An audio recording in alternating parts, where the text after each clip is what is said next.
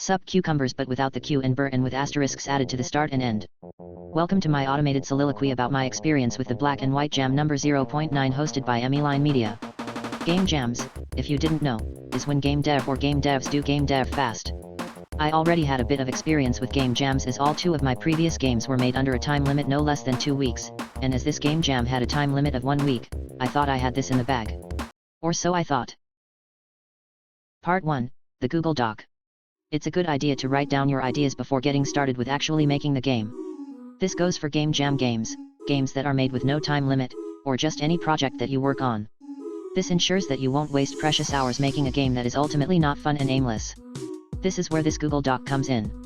Different people use different stuff for their games/projects, like Microsoft Word, Milanote, Notion, or just good old paper.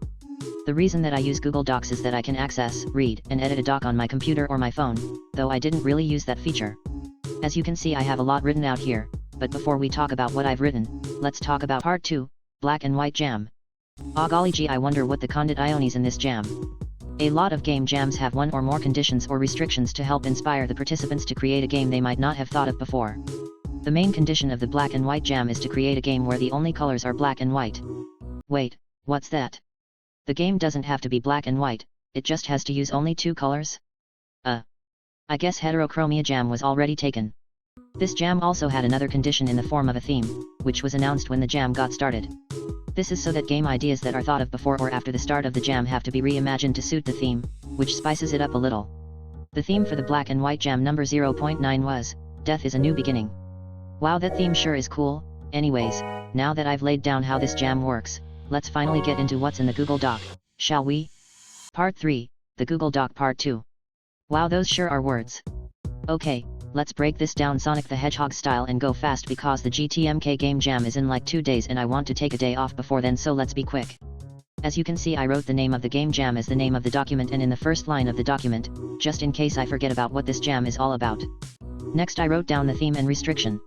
Wait, aren't those supposed to be switched? Oh whatever, it doesn't matter. Next I wrote a general synopsis of what I wanted the game to be like. Here's what it says. Play as a remote-controlled robot that delivers packages in a world with many floors. A speech bubble will appear on top of a building showing an item that it needs, and you will have to go to the building that creates that item. A clock will be on the top middle of the screen. Each time an item is delivered, the clock will go up. When the clock reaches 0, your robot will be decommissioned and put in a scrapyard that will be shown in the game over scene, and you will be assigned a new robot that will have different stats compared to your past robot/S in a new place with different buildings. Pretty much everything stayed intact, except the graveyard shown in the game over screen. I didn't add it because I didn't want to draw it as it would have been a bit too complicated for my taste, and it also wasn't all that important to the game, so I scrapped the idea. First I implemented the buildings. As you can see, only 5 of the 10 buildings were implemented.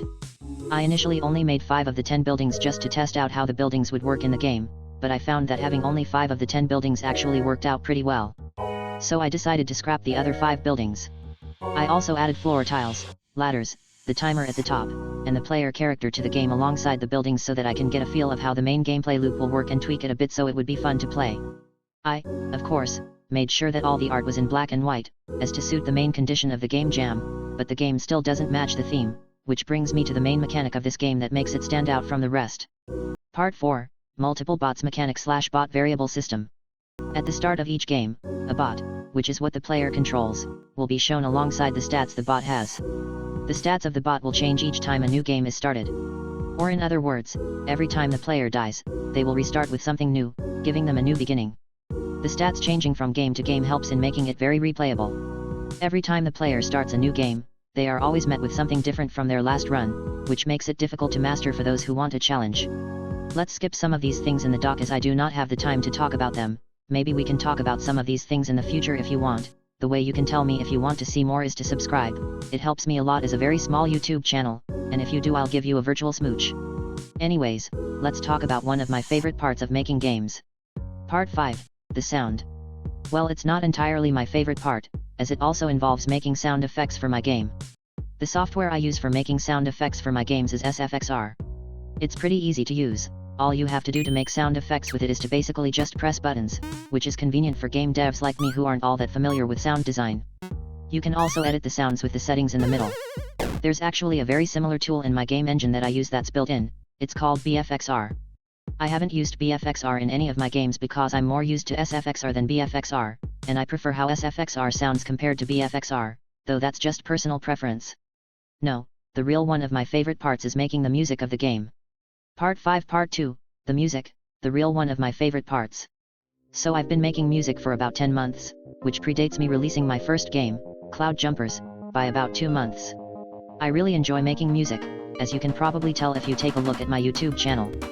Like 94% of the videos are music related. The only video that isn't music related is my first YouTube video, which is a devlog. Here's what the project files for the 2 tracks I made for this game jam look like. As you can see, I primarily used sound fonts for both music tracks, as I wanted to see what would have happened if I only used sound fonts in making a soundtrack. The only instruments that aren't sound fonts are the drums, which uses LMMS's samples that come with the software. I also used a lot of the same instruments for both tracks so that the tracks can meld with each other easily. As I've stated before, I really enjoy making music, and the music I made for this game jam is no exception. After I was done making the music, I implemented the sound effects and the music into the game, which is easier said than done. All that was left to do was to play test the game and tweak it accordingly.